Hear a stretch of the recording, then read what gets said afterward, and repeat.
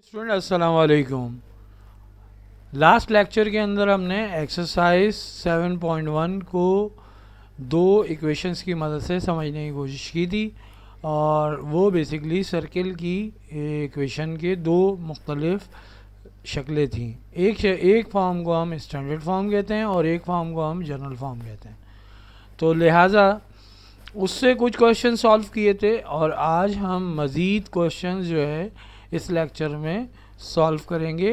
तो उम्मीद है कि लास्ट जो वीडियो लेक्चर था वो आपने अच्छी तरीके से उसकी प्रैक्टिस कर ली होगी, क्योंकि आने वाले ये दोनों सीरीज़ लेक्चर्स उन्हीं इक्वेशन से सॉल्व होंगे और वो जितना आपके जहन में पुख्ता होगा उतना अच्छे तरीके से आप इस एक्सरसाइज को सॉल्व कर सकते हैं।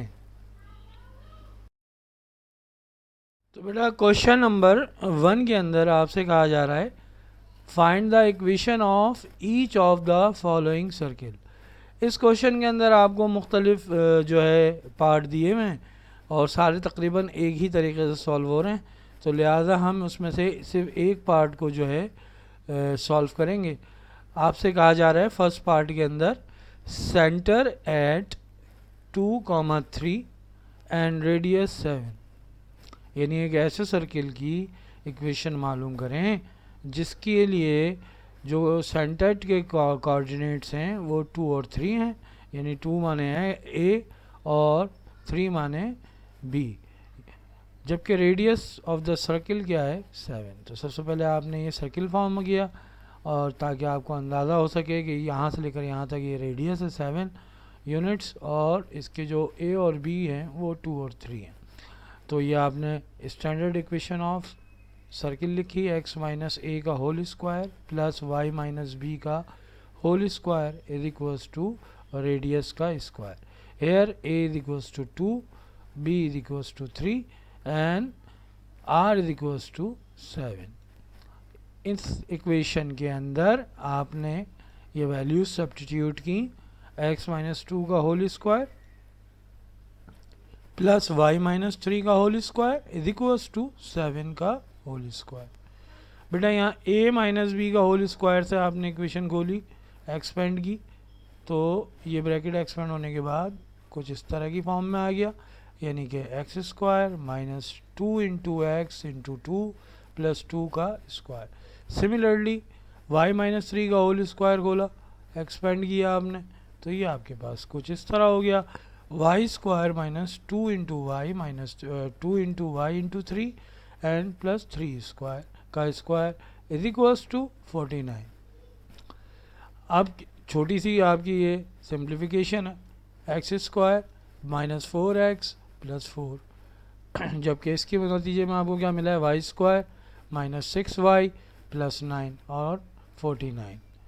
लास्ट में 49 को लेफ़्ट साइड पे लेकर आ जाएं और इस इक्वेशन को रीअरेंज कर लें, X square plus Y square minus 4x minus 6y plus 4 plus 9 minus 49, जो कि ये सॉल्व होने के बाद माइनस 46 रहता है। क्वेश्चन नंबर 2 के अंदर आपसे कहा जा रहा है find the equation of the circle having minus 5, 6 and 3, minus 4 the end point of a diameter. Basically आपको डायमीटर के कोऑर्डिनेट दिए गए और कहा गया है कि जनाब इसकी मदद से आप इक्वेशन ऑफ सर्किल निकालें।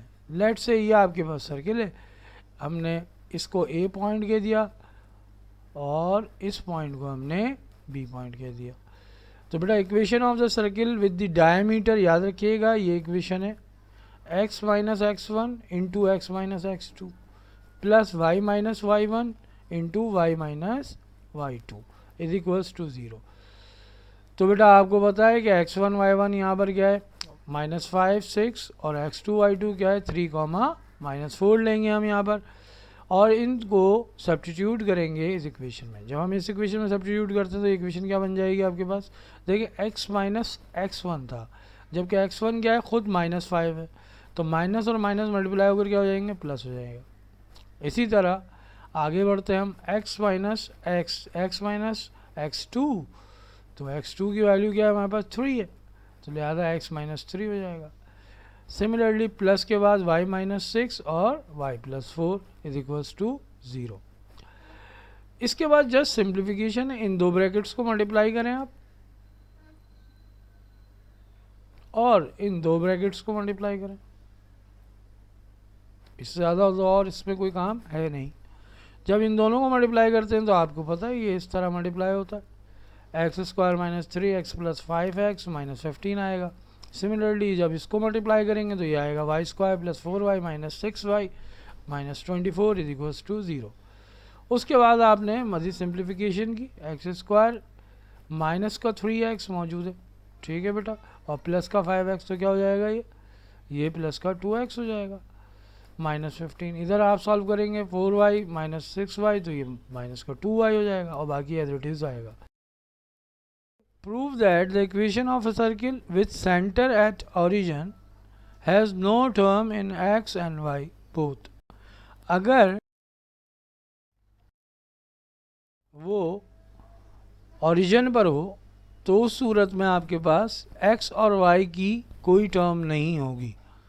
तो आप देख सकते हैं हमें बारी बारी हमने जो है पिछले दो पार्ट्स में कभी एक बार g को 0 रखा था और एक बार f को। तो इस तरह इस इक्वेशन जनरल इक्वेशन में आप दोनों को 0 रखेंगे क्योंकि सेंटर से पास हो रहा है सर्किल, सर्किल का सेंटर ओरिजिन पर है। तो लिहाजा यहाँ पर इस इक्वेशन के अंदर हमने g और f को 0 रखा। तो इक्वेशन क्या बन गया ये आपके पास x square plus Y square plus c is equals to 0। बेटा इन क्वेश्चंस को सॉल्व कर अच्छे तरीके से इन कंडीशंस को समझ लीजिएगा कि हो सकता है कि इससे कोई एमसीक्यूज फॉर्म हो जाए किसी भी एक पार्ट को लेकर। क्वेश्चन नंबर 9 के अंदर एक और आपके पास प्रूफ मौजूद है और इसको समझते हैं हम क्या कह रहे हैं इसके अंदर। Prove that the point 5 and 7.5 lies outside the circle whose equation is x square plus y square minus 4x plus 2y is equals to 44। अच्छा बेटा इससे मिलते जुलते सवाल भी हो सकते हैं कि यानी आपको दो पॉइंट दिए जाएं, एक पॉइंट ये दिया हुआ है इसी तरह पॉइंट दिया जाए और कहा जाए कि प्रूव दैट कि ये पॉइंट जो है सर्किल के इनसाइड यानी इसका बिल्कुल बरअक्स या ये सर्किल के ही पॉइंट है। तो ये बहुत ही सिंपल सी बात है। अगर आप कहते हैं कि जैसे कि इस क्वेश्चन में पूछा गया है कि ये हमें प्रूव करना है कि ये पॉइंट आउटसाइड द सर्किल है, यानी सर्किल के ना तो सर्किल के अंदर है ना सर्किल इनसे पास होकर गुजरता है, तो उस सूरत में आपने कुछ भी नहीं करना है। देखें थ्योरम क्या कहता है, थ्योरम हमसे ये कहता है कि ये जो पॉइंट्स गिवन है अगर जब हम इस इक्वेशन में सब्स्टिट्यूट करेंगे सर्किल की एक्स और वाई की, तो ये जो इसका जो आउटपुट है वो हमेशा 0 से ज़्यादा आएगा। अगर ये 0 से कम आ जाए तो वही यही पॉइंट जो है वो सर्किल के अंदर लाई करेंगे इनसाइड द सर्किल, और अगर ये सेटिस्फाई कर जाएँ ये पॉइंट तो ये सर्किल से पास होकर गुजर रहे होंगे। तो बेटा इस कंडीशन के अंदर क्या है, इस कंडीशन के अंदर हमने जस्ट इस इक्वेशन में जो हमें सर्किल गिवन है उसमें हमने ये दोनों वैल्यूज पुट करनी है। जब हम पुट करते हैं तो हमारे पास सॉल्व होने के बाद ये क्या आता है 2.25 जो कि 0 से बड़ा है। तो इस तरह ये प्रूव हो गया है कि ये पॉइंट जो है सर्किल से बाहर है। यानी सर्किल से बाहर होने का मतलब क्या है कि ये आपके पास सर्किल है और ये पॉइंट कहीं इधर कहीं है, ये आपके पास एक्स और वाई के कोऑर्डिनेट्स हैं, कहीं भी हो सकते हैं, ठीक है। और अगर यही पॉइंट इस सवाल से हम मज़ीद दो सिचुएशंस और समझ सकते हैं कि अगर ये पॉइंट इनसाइड होते यहाँ कहीं होता, ये कोऑर्डिनेट्स होते, तो उस सूरत में क्या होता कि ये आपके पास माइनस में टर्म आ जाती 0 से कम। और अगर ये किसी भी पॉइंट पर होते, यहाँ पर लेट से मैं यहाँ ले लेता हूँ, यानी सर्किल इससे पास होकर गुजर रहा है, तो उस सूरत में क्या होगा ये 0 के बराबर आ जाएगी आउटपुट, यानी इक्वेशन सेटिस्फाई।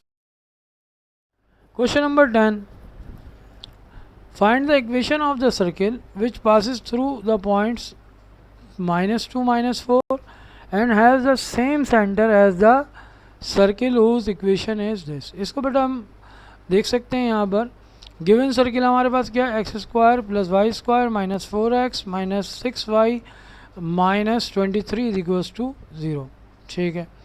और रिक्वायर्ड सर्किल क्या है जो इन दो पॉइंट से गुजर रहा है -2 और -4 से। तो बेटा सबसे पहले इस इक्वेशन को हमने, जो हमें गिवन सर्किल है उसको हमने जनरल इक्वेशन से कंपेयर किया।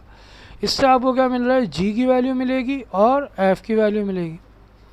इस तरह आपको ये पता चला कि जो गिवन सर्किल है उसका सेंटर क्या है। आपको पता है सेंटर के पॉइंट्स क्या होते हैं, -g और -f। जब g -2 है तो सेंटर क्या हो जाएगा, 2 और 3 पर।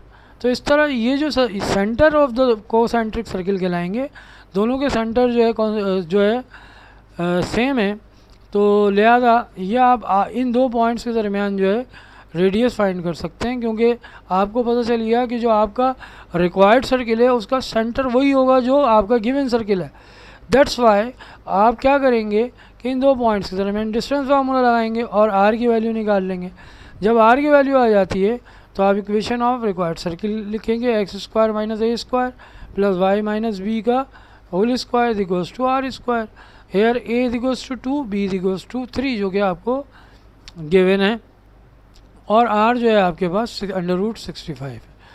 ये वैल्यू पुट करते हैं तो आपके पास सोल्यूशन के बाद जो इक्वेशन बनेगी वो क्या बनेगी, x² + y² - 4x - 6y - 52। Again मैं आपको समझा सकूं कि ये दो बातें हैं, एक सर्किल गिवन है और दूसरा सर्किल की इक्वेशन गिवन है। यानी एक सर्किल की इक्वेशन गिवन है, यानी जिसको दूसरे लफ्ज़ों में सर्किल गिवन है, और दूसरा सर्किल जो आपको रिक्वायर्ड है उस वो जिन पॉइंट से गुजर रहा है वो पॉइंट्स गिवन है। तो हम यहाँ पहले गिवन सर्किल से क्या निकालेंगे, सेंटर निकालेंगे, और सेंटर निकालने के बाद हम गिवन पॉइंट के साथ उसका डिस्टेंस निकाल लेंगे तो हमें रेडियस पता चल जाएगा। और जब रेडियस पता चल जाएगा तो हम इसको स्टैंडर्ड फॉर्म ऑफ इक्वेशन जो सर्किल है उसमें पुट कर देंगे। ए और बी की जगह आपके पास जो आपके पॉइंट्स निकल के आए हैं 2 और 3, और आर जो है √65। तो इस तरह यहाँ से आप जो है इस इक्वेशन को, इस सर्किल की इक्वेशन को फाइंड कर सकते हैं। ओके बेटा, क्वेश्चन नंबर 11 के अंदर बहुत ही सिंपल सा क्वेश्चन है, और आपसे कहा जा रहा है कि show that the equation x equals to k times cos alpha and y is equals to k times sin alpha represent circle which with its center at the origin and radius equals to k। ठीक है, तो लिहाजा हमारे पास ये दो equation दी हुई हैं, x equals to k cos alpha, y equals to k sin alpha. हमने कुछ भी नहीं करना है, इन दो इक्वेशन को इंडिविजुअली स्क्वायर करना है और उसके बाद ऐड करना है। तो आप देख सकते हैं x² + y² k² cos² alpha plus k² sin² alpha. Right side पे हमने k² कॉमन लिया तो अंदर क्या बचा, cos² alpha plus sin² alpha. और ये जो चीज़ होती है बेटा 1 के बराबर होती है, ट्रिग्नोमेट्रिक रेशियो आइडेंटिटी है। तो x² + y² is equals to k² × 1। तो फाइनली आपके पास जो इक्वेशन आई वो क्या आई, x² + y² is equals to k²। और हमें यही प्रूफ करना था कि k is the radius of the circle. ठीक है, तो लिहाजा देख सकते हैं आप यहाँ पर कि r² की जगह हमारे पास इक्वेशन में क्या आ रहा है, k²। तो ये इस बात को प्रूफ कर रहा है कि रेडियस क्या है इसका, k है, और ये इक्वेशन, ये सर्किल जो है। अब आइए क्वेश्चन नंबर 13 की जानिब। Find the equation of a circle of radius a, यानी एक सर्किल है जिसका रेडियस क्या है, a है, which passes through the 2 points on the x axis which are at a distance b from the origin. Okay बेटा, पहले आप इस बजाय इसके कि आप इसको किस सोल्यूशन पे जाएं, हम पहले एक सिचुएशन बना लेते हैं जो कि यहाँ मौजूद है। एक सर्किल फॉर्म किया, ठीक है, और इसका रेडियस क्या है, a। ठीक है, चाहे वो आप इधर लें या कहीं पर भी लें, रेडियस सेंटर से क्या होता है, a। एक लाइन पास कर रही है, यानी लाइन ये आपके पास एक्स एक्सिस है, और ये आपका सर्किल इसको कट कर रहा है। एक पॉइंट है b और एक पॉइंट है -b पर। तो कोऑर्डिनेट क्या बन जाएंगे, -b और 0 और b और 0। इस तरह आपके पास ये 2 पॉइंट आ गए। आपने सबसे पहले सर्किल की इक्वेशन निकालने के लिए जनरल इक्वेशन लिखी, x square plus Y square plus 2gx plus 2f(y) plus c is equals to 0।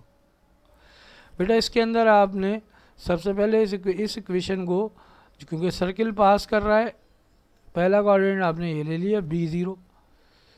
तो बेटा x और y की जगह आप क्या, x की जगह आप b पुट करें और y की जगह 0 पुट करें इस इक्वेशन में। तो ये बी स्क्वायर प्लस 0 का square plus 2 into g times b plus 2f into 0 plus c. तो एक इक्वेशन फॉर्म हो गई आपके पास in terms of b, g और c. B square plus 2bg plus c is equals to 0। इसको हमने इक्वेशन नंबर 2 का नाम दे दिया। सिमिलरली इस इक्वेशन को जब हम इन पॉइंट से गुजारेंगे माइनस बी और 0, तो इक्वेशन 3 फॉर्म हो जाएगी और वो क्या होगी आपके पास, b square minus 2bg plus c is equals to 0। अब बेटा इन दोनों इक्वेशंस को जो कि हमने फॉर्म की है, जस्ट हमने सॉल्व करना शुरू किया, इन दोनों इक्वेशंस को हमने ऐड किया, एडिंग इक्वेशन 2 एंड 3। उसकी मदद से हमें क्या मिला, 2b स्क्वायर, ये माइनस 2bg और प्लस 2bg कैंसिल, तो क्या बचेगा, b square plus b square 2b square हो जाएगा। इस तरह c plus c 2c is equals to 0। तो लिहाजा c को आपने 2b स्क्वायर को राइट साइड पे ले गए, तो c इज इक्वल्स टू आ गया माइनस 2b स्क्वायर अपॉन 2। इस 2 से ये 2 कैंसिल, तो बचा c square is equals to minus b। अब इस c की वैल्यू ने इक्वेशन नंबर 2 में पुट किया, तो बी स्क्वायर प्लस 2bg, यहाँ सी स्क्वायर था, यहाँ पर क्या जाएगा, यहाँ सी था तो यहाँ पर क्या जाएगा, माइनस का बी स्क्वायर। तो बेटा ये बी स्क्वायर और b square cancel, 2bg is equals to 0। तो इस तरह g की वैल्यू क्या निकल के आई, 0। Now you have value of c and g, जबकि आपको रेडियस गिवन है a। ये तीनों आपको रेडियस का फॉर्मूला याद होगा, रेडियस का फॉर्मूला लास्ट लेक्चर्स में हमने डिस्कस किया था, r square equals to g square plus f square minus C.